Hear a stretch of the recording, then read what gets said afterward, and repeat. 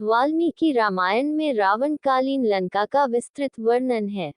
त्रिकुट पर्वत पर स्थित ये लंका रावण राज में बहुत अधिक संपन्न, उन्नत और विज्ञान सम्मत माने जाने वाले विकास के शिखर पर थी। यहाँ सभी प्रकार के सांसारिक सुख और सुविधाएं उपलब्ध थीं। गरीबी नहीं थी। लंका का प्रत्येक नागरिक सुखी था। विभीषण जैसे अकर्मण्य सत्ता मोह में असंतुष्ट थे और रावण की उपलब्धियों से ईर्ष्या करने के कारण कुंठित थे। लोग कहते हैं कि लंका सोने की हो ही नहीं सकती। मेक्सिको के लोगों के पास खूब सोना था। पेरू के विशाल सूर्य मंदिर की दीवारें सोने से मढ़ी थीं। अफगानी महमूद गजनवी ने अकेले सोमनाथ मंदिर से इतना सोना लूटा था कि पूरे अफगानिस्तान की दरिद्रता दूर कर दी थी। तिब्बत की राजधानी लासा के बौद्ध मंदिर की छत सोने से पटी है। अमृतसर के स्वर्ण मंदिर की बाहरी भित्तियों पर सोने के पत्थर चढ़े हैं। अंग्रेजों ने भारत से इतनी मात्रा में सोने, चांदी, हीरे, जवाहरात, रत्न एवं मोतियों की लूट की थी कि ब्रिटेन का आधुनिक एवं औद्योगिक विकास इसी लूट की बुनियाद पर टिका है। पद्मनाभ स्वामी मंदिर के गर्भ में स्थित 10 कमरों में स्वर्ण का इतना भंडार है कि खोले गए 4 कक्षों में मिले सोने की ही ठीक से तौल नहीं की जा सकी है। अंततः न्यायालय को कोष कक्षों को यथावत रखने का आदेश देना पड़ा था।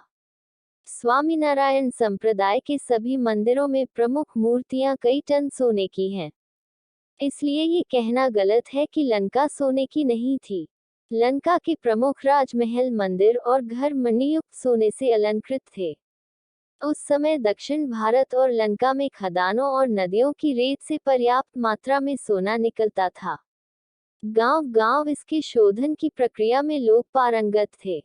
कुछ दशक पहले अमेरिकी वनों में किए गए पुरातत्वीय उत्खनन में मय सभ्यता के अवशेष विपुल मात्रा में मिले हैं। ये मय दानव वही हैं जिन्होंने लंका बसाई थी और मंदोदरी इस मय वंश की पुत्री थी। इसलिए वाल्मीकि रामायण में सुवर्णमय लंका का वर्णन अतिशयोक्तिपूर्ण भले ही हो, कवि की कोरी कल्पना कतई नहीं है। सच्चाई है कि जो वर्तमान लंका है, जिसे सिलोन अर्थात सिंगल द्वीप के नाम से भी संबोधित किया जाता है, वही रामायणकाली लंका है। यहाँ बहुसंख्यक राक्षस थे, जो रावण के अधीन थे।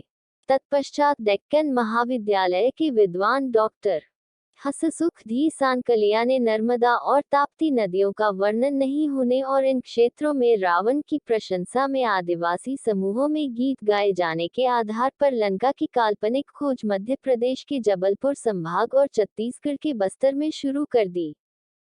चुनांचे लंका का साम्राज्य सुदूर में डागास्कर से लेकर भारत स्थित गंगा घाटी तक विस्तृत था। पुराणों में उल्लेखित है कि मेडागास्कर, लंका और पूर्वीय द्वीप समूह आपस में जुड़े थे और इस पूरे भूभाग को लंका कहा जाता था। बाद में राम और रावण के बीच हुए आणविक युद्ध और प्रलय जैसे प्राकृतिक प्रकोप से लंका के भूगोल में बहुत कुछ परिवर्तन हो गया।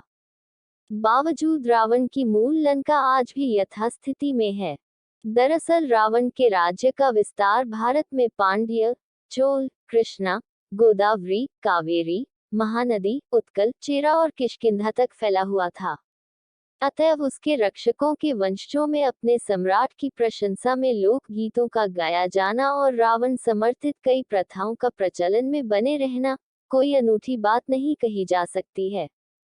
ये शंका इसलिए हुई क्योंकि छत्तीसगढ़ के गोंड वनवासी स्वयं को रावण के वंशज मानते हैं।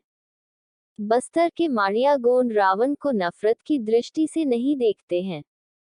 गोंडों की एक बड़ी आबादी आज भी रावण की पूजा अर्चना करती है। मंडला और बालाघाट जिलों में रावण वंशी गोंडों की संख्या बहुत अधिक है। देश दुनिया की अनेक रामायणों पर काम करने वाले डॉक्टर कामिल बुल्के भी इसी मत का समर्थन करते हैं। भैना, उरांव, बिरहोर वनवासियों में गीत गोत्र पाया जाता है। रावण का संबंध भी गीत जाति से था। उरा, असुर, खिरिया आदि जातियों की भाषा में रावना गीत अर्थ में ही प्रयुक्त होता है। रांची जिले के कटकया गांव में वर्तमान में भी एक रावना परिवार है। ये सब अपनी उत्पत्ति रावण से ही मानते हैं। नीलगिरी में शूर्पणखा की अब तक पूजा होती है। मलयाली नत्तू नामक जाति की स्त्रियां शूर्पणखा की संतान मानी जाती हैं। वोपो नामक जनजाति में आज भी रावण हत्था नामक वाद्य यंत्र प्रचलन में है। ये यंत्र और इसका चित्र आज भी पूना के राज कपूर संग्रहालय में देखा जा सकता है। रावण संगीत का विशेषज्ञ था। बीना का आविष्कार रावण ने ही किया था। दरअसल रावण का राज्य उत्तर भारत तक विस्तृत था। शूर्पणखा, खर और दूषण इन राज्यों के अधिपति थे। रावण की अनेक रानियां थीं।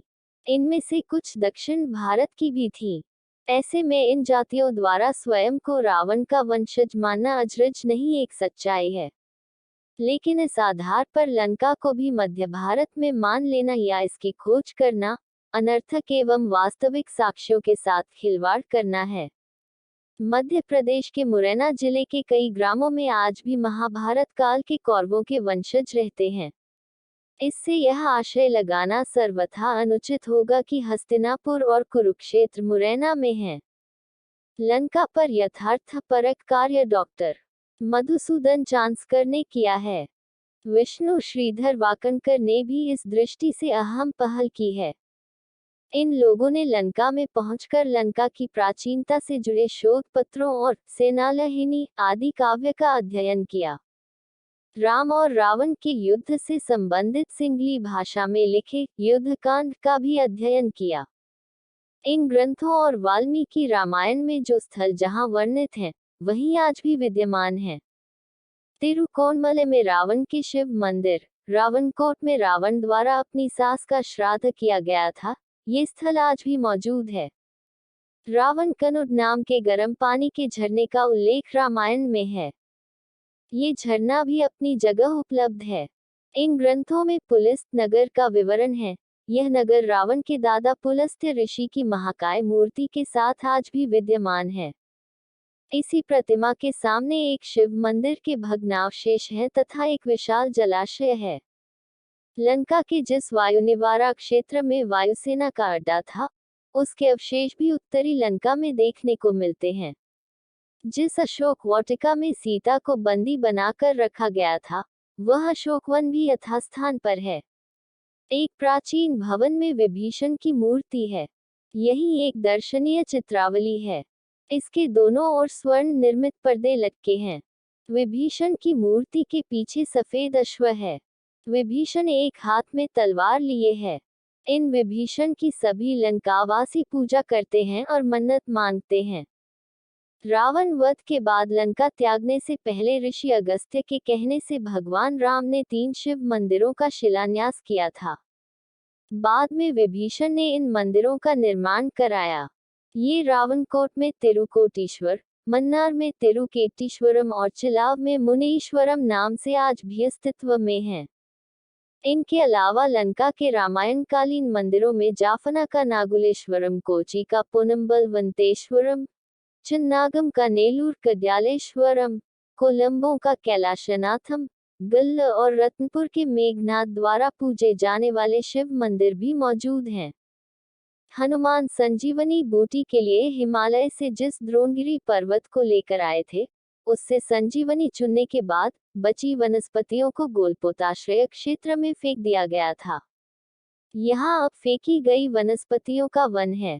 इसे स्थानीय भाषा में संजीवनी मलाई या मारुति मलाई कहते हैं। तमिल भाषा में मलाई का अर्थ पर्वत होता है। यहाँ आज भी बहुमूल्य औषधियाँ पाई जाती हैं।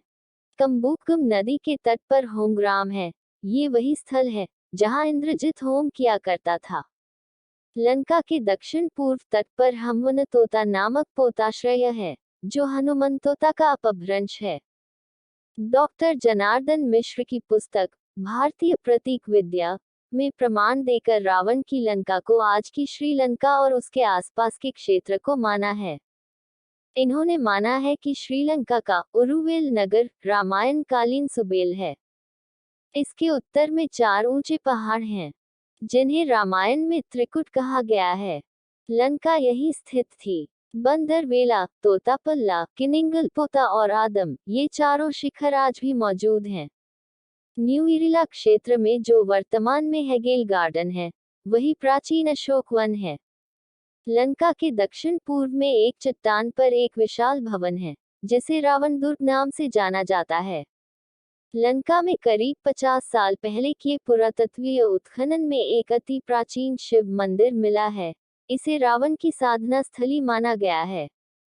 इतने प्रमाणों के बाद भी क्या किसी को संदेह होना चाहिए कि रावण की लंका आधुनिक श्रीलंका से इतर कहीं और है।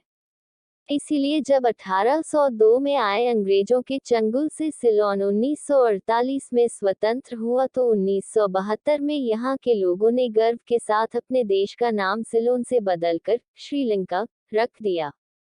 गोया अब भारत के कथित विद्वानों को लंका की खोज भारत में करने की जरूरत नहीं है।